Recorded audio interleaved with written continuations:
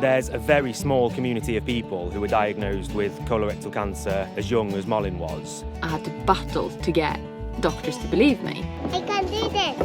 They didn't even do any examinations. They just said, you don't have to worry. I did it. I got blood in my stools and I've been having it for months. And she was like, are you sure that you're not just on your period? Hello and welcome back to our little corner of the internet. That there is Molyn and I'm Tom. And these two little rascals are Charlie and Isabella. After we got that whole cancer thing out of the way, we made the decision to sell everything we own and move into our little van called Sunny. Since then, we've been exploring the world and living life to the max. Tag along.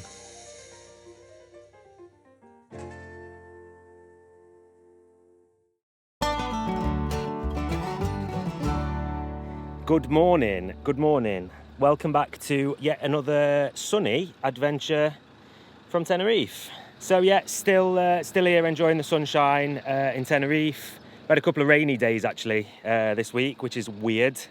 First time we've seen rain in about 6 weeks, but the sun's shining once again, and yeah, back to the usual sunny weather, which is good. So we've got a slightly different one this week. We're officially in March now, which means it's officially Colorectal Cancer Awareness Month.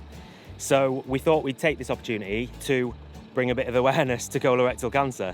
So Molyn and myself talked a little bit back and forth about what we felt it was important to bring awareness to in terms of cancer and colorectal cancer in particular. And there's one thing throughout our cancer journey that's sort of been poignant, that seems to have set us apart from a lot of different sort of cancer cases, and especially colorectal cancer cases. And that's the fact that Molyn got it at such a young age. There's a very, very small community of people who were diagnosed with colorectal cancer as young as Molyn was. It's really quite rare to find people who got it before they were 30, for example. And that's meant a lot of different things. It's meant that it was harder to get the healthcare system to believe you. It was hard to get seen by a proper doctor. It was hard for Molyn to get doctors to take her seriously at the beginning because she was so young. So we thought that might be quite a nice subject to sort of, hopefully bring a little bit more awareness to, sort of go through our story a little bit, what being young meant after that when she'd finally been diagnosed and stuff like that. Just to sort of, we want to bring awareness to it, and we want people to know that it's not just old men that get colorectal cancer. It can literally be anybody. It's obviously not to take away from anybody who gets cancer. It's always a difficult battle, and it's always among the worst things you can hear from a doctor. But for us, it's felt like there was an extra dimension added when we're a young family with young kids, and it's obviously not just the patient going through colorectal cancer as well as like a husband or a wife, but it's also their two young kids as well. It sort of felt like it's added an extra dimension of difficulty to the journey for us. And I think, like, when we think about it, we know that it's not just Molyn. She's not a one-off case. There are other people out there who've had colorectal cancer diagnoses when they're young, when they've got kids and all that. And we thought it'd be a really good opportunity to bring a little bit more awareness to it and to let people know that this disease is out there affecting all sorts of people. Our biggest thing was my age in this whole journey. Even from my first symptom, I had to battle to get doctors to believe me. When I started going to the doctors for my symptoms, nobody listened to me, nobody heard me. I wasn't taken seriously. I was going to different doctors for about 6 months before I actually got help. And the reason I got help was because I had a big meltdown with the doctor who saw me, who said, there's nothing wrong with you, just go home and drink water. And I had a complete meltdown and said, I can't live like this, you have to help me. And she, by the end of that meeting, sent a message to a specialist that I got to go and see. But let's just say that she did not believe that it was needed. And 10 days later I had my cancer diagnosis, so there was very much something that was wrong. Just fighting to get somebody to believe you is so bloody hard. And you start to doubt yourself, even though you know that you feel like something is wrong. You know that your gut feeling tells you that something is wrong and you need help. But as soon as I went to the doctor, they just said, you're a young woman, you just had a child, there's nothing wrong with you that could be anything dangerous. It's all because of the childbirth, and it's very common. Don't worry about it. Go home, drink water.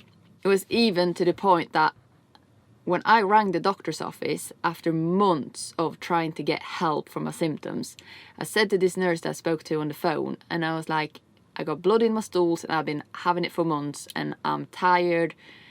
I can't live life properly. I'm really struggling. And she was like, are you sure that you're not just on your period? Yeah, exactly. I was 28 years old. I knew that I was not on my period. I knew exactly where the blood was coming from and why I was ringing this doctor. And still the nurse didn't even believe me for a second. She even questioned me if I was actually having these symptoms that I was having. Like, looking back, I get so frustrated because it took me 6 months of this where people did not believe me and where people just questioned my symptoms. And that was 6 months me suffering, me not being able to do things with my family. Every single day in the end, I took the kids out for the morning, and then when they were napping, I was napping. And after they woke up from the nap, I was still on the floor. I was sleeping on the floor and I let them play around me because I could not manage a full day because I was so tired. I couldn't leave the house because I needed to be close to toilets. I couldn't take the kids to the park. I couldn't go out in the forest. I couldn't do anything. And that it got that bad was because nobody believed me for so long. Because I was a young woman who experienced these problems, and they didn't even do any examinations. They just said, you don't have to worry. And that is something that I've heard so many people go through the same because we are young women. And even half of me feels like it's nice that I'm not alone and I can share this with so many others, but it's also so sad. I shouldn't have to share this with so many others. It needs to change. And that's why we're speaking up about this, because we are so many young women who got this diagnosis, and we just need to bring the awareness to that it's not just old men who get this illness.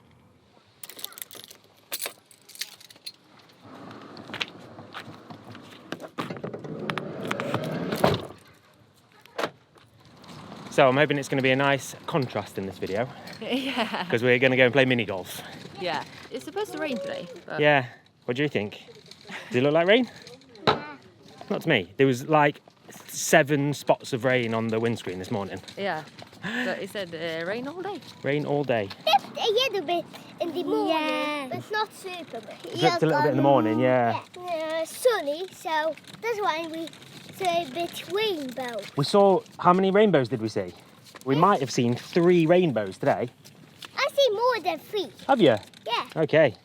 I've seen 5. Have you seen 5 rainbows, have you? Yeah. Okay. I've seen 20. You've seen 20 rainbows today, have you? So we've got a little bit of a competition thing going on at the moment, if you've noticed. Oh yeah, not at all. Yeah, it's 20 rainbows today. Another thing with being young with cancer in general is that all the waiting rooms and all the support groups all is older people. It's rare that you see somebody is in the mid-30s or below 30. I was 28. In the waiting rooms or any of these support groups or anywhere that got anything to do with cancer. And it makes you very lonely. And it's hard to find somebody that you can relate to, because I think that's what you try to find. You want to find somebody who knows what you're going through and can relate to what's happening. I've found a big group of people, young women who's gone through the same diagnosis as me, but all of them I've met through social media. And it's all because I've shared my story on here and on Instagram. And if it wasn't for that, I wouldn't have found all of these lovely girls that I now share most of my life with. It's become really good friends of mine, and we all support each other and we all know what the other person is going through. Because when you're around 30 and you get a cancer diagnosis, of course you can get support from your friends, but nobody understands. And you can't understand. There's no way you understand what cancer means if you've not gone through it yourself. You're in the middle of life. People are having kids, they're buying houses, they're getting married. Life is just on full speed, and my life completely paused. My life stopped and nothing happened except cancer.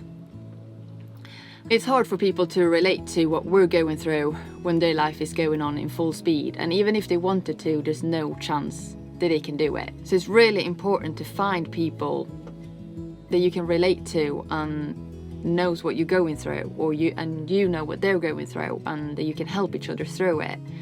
And that's all thanks to doing this, really.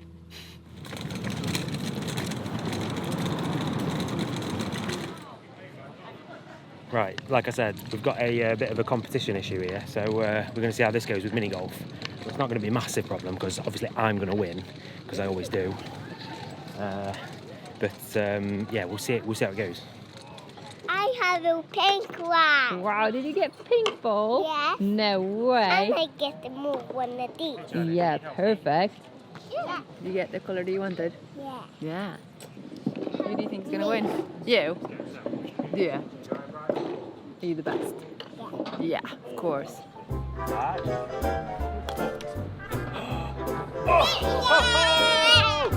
won. I did it. Yeah. How many goes did you have? One? Yeah, because I win. Did you win? Yeah.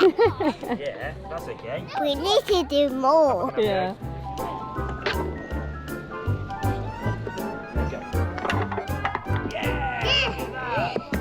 Bella, which one was this one, did you say? Curly whirly one. That's the curly way. Oh yeah.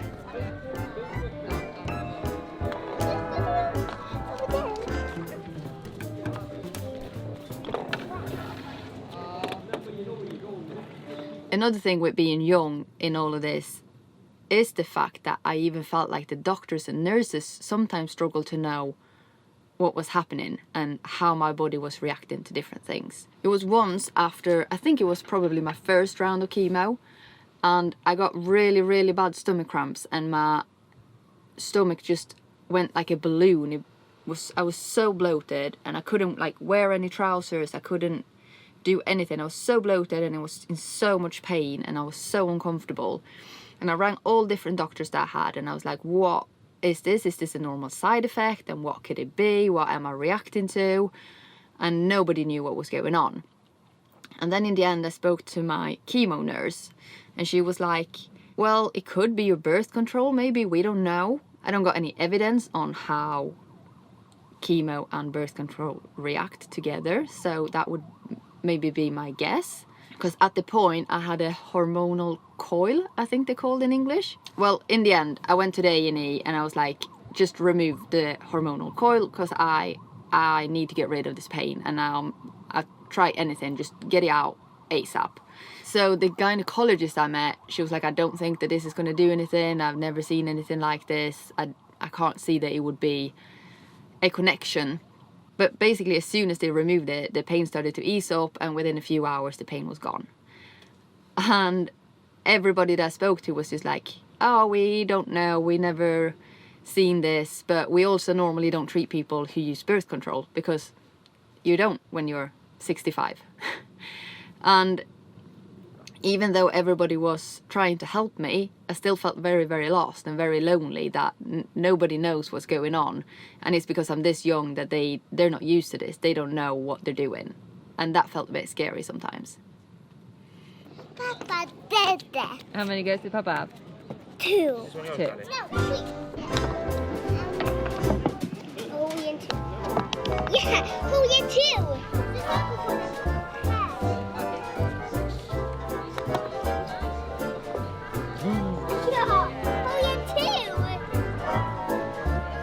Good job. Is it your go? Yeah. Yeah. Do you want help? I think so.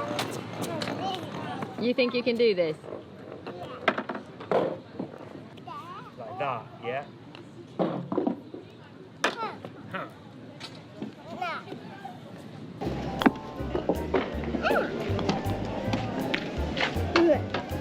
Almost. I can do this. 1. Almost. I can do this.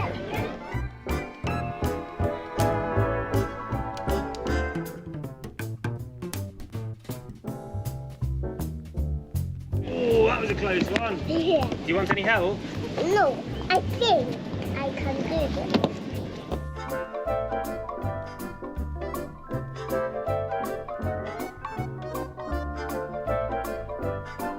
Många gånger gjorde. You did it! Did you do it, Bella? Yeah. Good job. Now how many it was? Continue this one. Actually. Hold it too. Winner!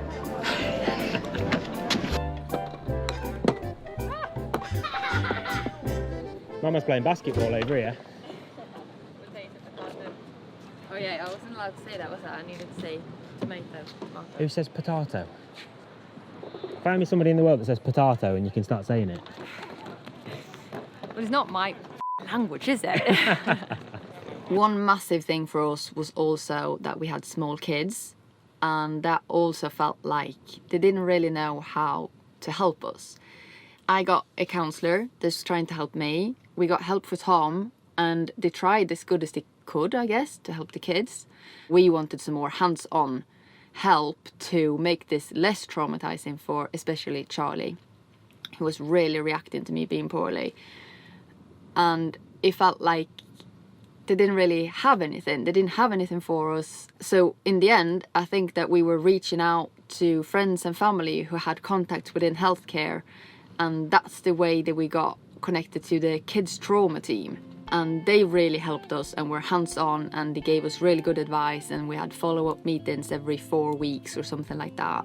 Sometimes even every 2 weeks, I think. And they were really, just hands-on and helped us a lot. But we did have to use our personal contacts to get there, because the healthcare system just didn't know how to take care of the whole family. And I think that's really sad, because we're not the only family who's in this situation, and we were lucky enough to be able to get contacts through people that we knew. And if you can't do that, then you're just a bit lost in the system, I think. And it will be really traumatizing for the whole family, and it's really important that you get the right help for everyone. You're going through cancer as a family. It's not just a patient who's going through cancer, it's the whole family. And therefore, I think that the healthcare system shouldn't just meet the person who's actually sick. They should meet the whole close family to get through it.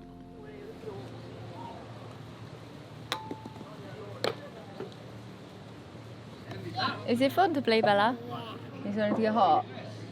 Yeah, you look a bit hot, actually. What do you want to do after this, then?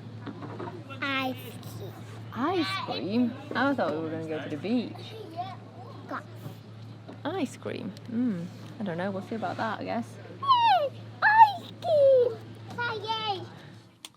We feel like it's so many layers that makes it hard being young with cancer. Because obviously, no matter what age you're in, it's hard to have cancer. And there's always something that affects it in a different way, no matter what age you're in. We would like to just shine the light on it a little bit and bring awareness to that we are young people as well who got colorectal cancer, and you're not alone.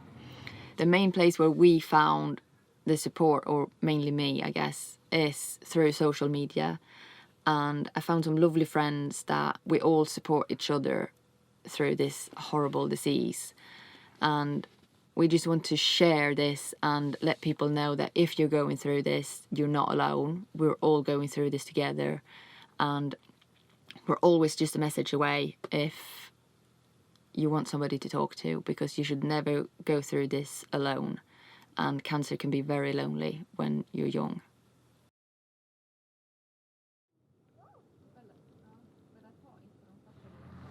All right, there we go.